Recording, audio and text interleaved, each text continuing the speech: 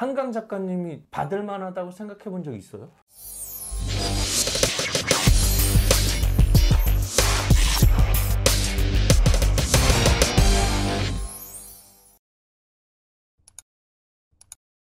저 같은 경우는 헤드헌터로 어느 정도 알려진 다음에 출판사에서 제의가 와서 썼잖아요. 작가님이 워낙 전업이시고. 근데 어떤 사람이 베스트셀러 될 만한 걸 자기가 썼어. 근데 책으로 내고 싶어. 그럼 어떻게 하면 돼요? 이걸 제일 궁금해하실 것 같아. 결론은 케이스 바이 케이스. 케바케라고 부르잖아요. 두 가지 방법이 있습니다. 하나는 소설로 기준으로 하면은 신춘문예. 예전에는 신문사 신춘문예가 굉장히 권위가 있었는데 지금은 출판사로 좀 바뀌었고요. 예를 들어서 내가 동화를 쓰고 싶다. 그럼 이제 동화 신춘문예 하는 출판사들이 있어요. 이런 데는 카페라든지 SNS에 이제 오픈 채방에 좀 있으니까 정보를 좀 보시면 좋을 것 같고, 또 하나는 투고 같은 케이스인데 투고도 두 케이스로 나눠져요. 이분은 연락이 온 거고 유명인이라. 그 다음에 저 같은 경우는 출판사가 저의 관심이 눈꽃만큼도 없었는데 제가 쓴 원고를 가지고 지금은 이제 홈페이지에 올리면 되는데 출판사마다 투고하는 공간이 있어요. 그리고 거기다가 연락처랑 개인정보 넣고 이 원고를 넣으면 거기서 검토를 해서. 꿀팁이다. 네, 그러긴 한데 사실 타율이 굉장히 좋지는 않습니다.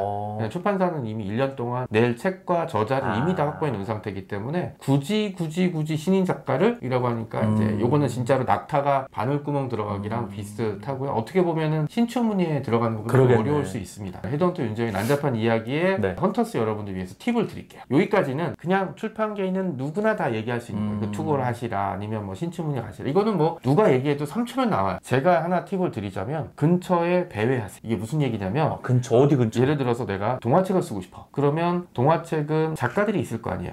작가들도 있고 출판사도 있고. 그러면 뭐 SNS에 작가들이랑 이런 작가들과 관련된 사람들을 팔로우를 많이 하시고 예를 들어 이 사람들이 하는 무슨 강연, 북토크 이런 데 이제 자주 찾아가세요. 얼굴을 내미는 거네. 그러니까 예를 들어 안면을 좀 익히게 되면 사람들이 지난번에도 이번에도 왔네? 가면은 가서 인사라도 하죠. 왜냐면 손님이니까.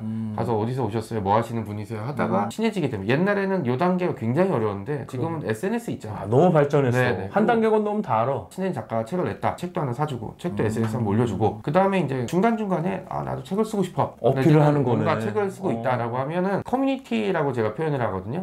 작가든 출판사든 중심으로 이렇게 커뮤니티가 있으면 여기에서는 좀 모순적인 게 기존에 있는 작가들 외에 항상 새로운 존재에 대한 갈구를 해요. 되게 웃긴 게 출판사 홈페이지에 뭔가 내면 투고를 하게 되면 잘 안 봐요. 바빠서 못 보거나 아니면 이게 좀 어려운데 이렇게 오다 가다 만났는데 이 사람 글 쓴대. 그러면 그런 보이도 봐라. 사실 그런 공식 계정에 이제 안녕하세요 이렇게 넣는 것보다 많은 편집자한테 북토크에 자주 왔던 누구누구 씨가 책 쓴다는데 그 원고 봤더니 내가 뭐 나쁘지 않았거든. 한번 검토 좀 해줘봐. 좋네. 뭐 이렇게 된다고 하면 타율이 높아지는 거죠. 그러면 사실 이번 건 안 됐어. 그래도 최소한 담당자 이메일이랑 연락처랑 이름은 알잖아요. 이 정도만 해도 괜찮은 거고 절대로 한 번에 승부를 내려고 하면 안 돼요. 그 다음에 많이 걱정하세요. 내가 글쓰기 재능이 있을까 없어. 요거는 걱정할 필요가 없어요. 저도 국내에서 책 안 읽기로 탑급이거든요. 그래서 썼습니다. 아니, 바쁘셔서. 저도 수많은 사람한테 책을 쓰라고 하고 뭐 필요하면 조언을 해주고 해줬지만 실제로 그 중에 책을 쓰는 사람은 100명 중에 1명도 안 되거든요. 본인은 뭐 되게 겸손하게 얘기하긴 했지만 이미 그 정도에서 어느 정도 단계를 넘어섰고 그런 식으로 계속 본인이 어필을 하면 지켜보는 사람이 쟤는 글쓰기 재능이 있는 것 같아. 이러면 픽을 하는 거고 내가 아무리 얘기를 해도 쟤는 글쓰기 재능이 없어. 그러면 기회를 안 주겠죠. 기회라는 게 많이 있는 것도 아니고 줄 사람도 줘야 되니까. 그러니까 뭐 글을 쓰면서 내가 글쓰기 재능이 있나 없나 막 고민하실 필요는 없어요. 본인이 결정할 문제가 아닙니다.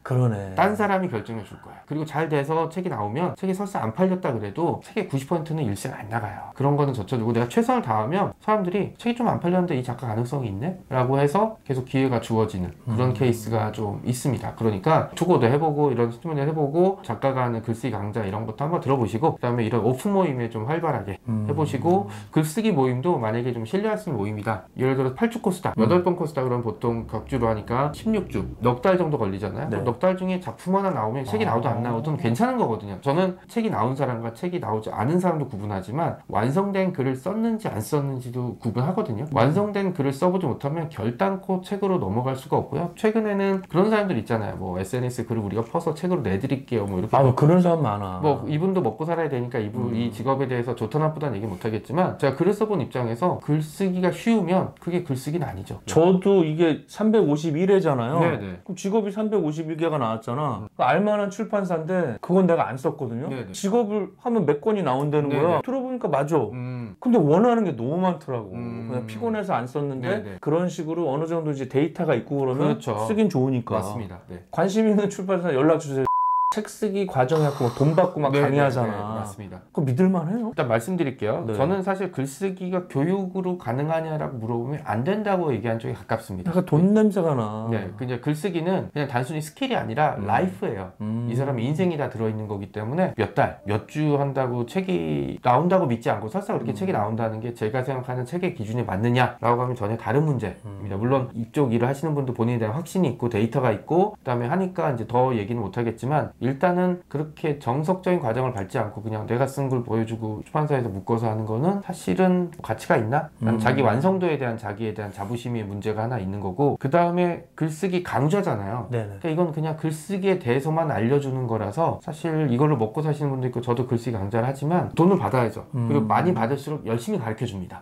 그렇긴 한데 이게 너무 많으면 의문이 들죠. 6주 강좌하는데 몇백만 원은 제가 보기엔 과하죠. 이거는 과하다. 100% 책까지 만드는 걸 전제로 하는 걸 그런 거고요. 예를 들어 돈 많이 낸 사람만 따로 추려서 아무 글이나 내 이래서 모아서 책을 내는 경우도 있다고 들었고 그게 좋다 나쁘다를 떠나서 그건 왜냐면 본인의 선택이니까 여러분들 잘 알아보셔야 되겠어요. 네네. 뭐 그렇죠? 사실은 결과물이 책으로 나오면 그게 돈을 얼마나 줬던 사실 내가 필요해서 아니면 내 만족을 위해서 돈을 쓰는 거에 대해서는 뭐라고 하고 싶진 않아요. 그런 분들 많이 봤고 그런 분들이 그런 방향으로 가겠다는 거를 제가 뭐라고 말릴 수는 없는 거니까. 그런데 그렇게 과도하게 돈을 그리고 이제 글을 쓰면 돈을 벌어야 되는데 글을 쓰면서 오히려 내 돈이 나가는 거는 사실 오래 지속될 수가 없죠. 그러니까 교육 과정에 비해서 비용이 너무 많다. 5강, 6강인데 뭐 100단위가 넘어간다 이러면 조금 진짜 생각을 좀 해보셔야 되고 피하시고 그 다음에 이쪽이 전문가냐 글쓰기 강좌를 했는데 웃긴 건 당사자가 책이 없어.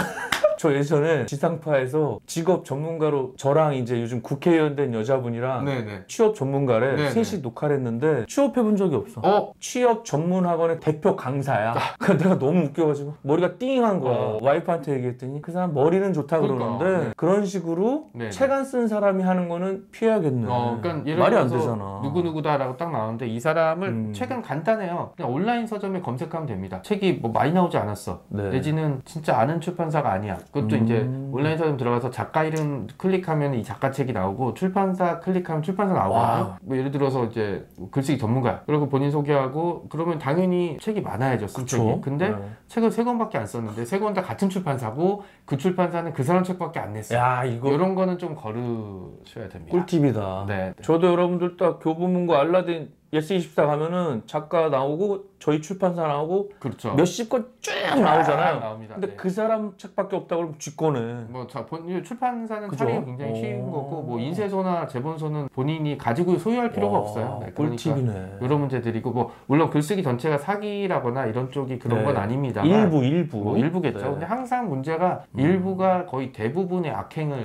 처지하는 문제가 되고 저도 관련해서 이제 이런 얘기들을 듣긴 하지만 제가 얘기했던 이런 팁 그 다음에 진짜 팁을 드리자면 그냥 본인이 글쓰기를 해서 본인이 나아지는 게 나은 거지 이거를 몇 주 동안 확 해서 늘어난다? 사실상 가능성이 없고 딱 하나 가능성이 있는 건 예를 들어서 8주 그러니까 2달 동안 일주일에 한 번씩 만나서 단편을 완성한다. 이런 거는 괜찮아요. 이러면 그냥 죽이 되든 밥이 되든 단편은 나오는 거야. 이런 거는 괜찮고 예를 들어서 뭐 신춘문예인데 예를 들어 내년 3월 마감이다. 그러면 이걸 목표로 장편을 쓰면 이런 건 괜찮아요. 되든 안 되든 결과물은 나올 거 아니에요. 책을 한 권이라도 써본 사람 안 써본 사람의 차이점들은 본인이 직접 한번 써보시면 느끼실 수 있는 지점입니다. 남한테 의지하지 마시고 남이 쉽게 갈 수 있는 길을 가지 마시고 내가 갈 수 있는 길 글쓰기는 우회로나 지름길이 없어요. 아니면 길이 중간에 끊겨 있어요. 우리가 글쓰기의 최종 목표는 뭡니까? 전업이 될 수도 있고 뭐 자기 완성이 될 수도 있긴 하지만 저는 오랜 시간 글을 쓰면서 자신 인생을 돌아보고 타인의 인생에 빛을 주는 게 글쓰기라고 보고 있거든요. 그래서 이게 헤드헌팅이랑 비슷한 점이 있어요. 헤드헌팅도 누군가한테 새로운 자리를 제안하면서 이 사람이 그 자리에 가든 안 가든 이 사람이 자신의 주의를 환기하고 나의 능력에 대해서 한번 도전적으로 생각해보고 이런 거잖아요. 그쵸. 네, 그런 것들인데 이걸 너무 쉽게 꼼수로 뭐 이런 것들 하게 되면은 헤드헌팅 의미도 없어지고 글쓰기의 의미도 없어지기 때문에 이 얘기는 꼭 명심해 주셨으면 하는 바람이 있습니다. 알겠습니다. 갑자기 생각난 건데 자서전만 뭐 몇천만 원 주고 쓰는 사람들 있잖아요. 있죠.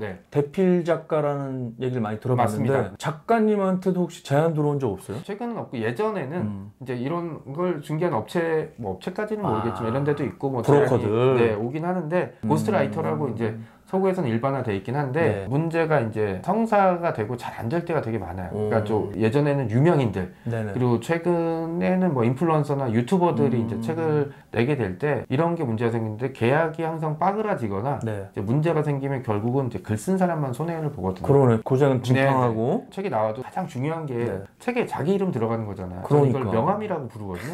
근데 이제 그 대필이나 이거는 들어갈 수가 없는 지점이기 때문에 써본 사람만 아는. 문제가 또 하나가 예를 들어 고스트라이터로 시작했다. 그럼 고스트라이터로 계속 가야 돼요. 그러겠네. 계속 가기 때문에 뭐 이런 쪽은 조금 신중하게 고민을 해보시면 되고 지금은 좀 많이 줄었죠. 뭐 책을 내는 게 뭐 큰 의미가 없어졌으니까. 드디어 우리나라에서 노벨 문학상 한강 작가가 수상했잖아요. 나 진짜 내 평생에 2002년 월드컵 4강 이후에 이런 걸 볼 수 있을까 싶었거든요. 그 발표락이 대박이죠. 한 2년 전쯤에 어느 작가님이 한국에서도 5년 안에 노벨 문학상 탈 작가 나올 거예요. 사람들이 웃었어. 가급적이면 한강 작가 됐으면 좋겠고 더 크게 웃었어. 그게 2022년이었거든요. 그리고 예를 들어서 한강 작가가 타겠다라는 거를 발표하기 5분 전에 얘기했으면 어떻게 됐겠어요? 사람들이 되게 웃었겠죠. 말도 안 되는 거. 뭐 말도 안 돼. 뭐 이렇게 됐을 텐데 자랑스러운 일이고 문화적으로 선진국이라고 자처하는 일본도 노벨 문학상은 2명밖에 못 받았어요. 한강 작가님이 받을 만하다고 생각해 본 적 있어요? 물론 그렇게 생각하죠. 왜냐하면 한강 작가님이 채식주의자라든지 이런 작품들 간혹 불편하다라고 하는 사람인데 그거는 오히려 칭찬이에요. 문학은 사실 누군가를 불편하게 만들어야 돼요. 우리가 문화적으로 성과를 냈던 작품들을 생각해보세요. 기생충. 사람들이 좀 불편해하죠. 불편하죠. 그 다음에 소년이 온다. 채식주의자. 다 좋은 작품이라고 평가하지 않는 사람들도 있어요. 그런데 제가 생각해 문학이랑 예술은 자신의 치부를 드러내는 것부터 시작해요. 그리고 어떤 사람이 자기 치부를 드러낼까? 성공한 사람들이 드러내죠. 옛날에 말이야 내가 진짜 찢어지게 가난하게 살았구나. 내가 진짜 먹을 게 없어 도둑질해서 도둑질. 지금 출세한 사람이 그런 얘기 하지. 그때도 찢어지게 가난하고 지금도 찢어지게 가난한 사람이 그런 얘기를 못하죠. 우리가 응팔 시리즈가 왜 성공했겠어요?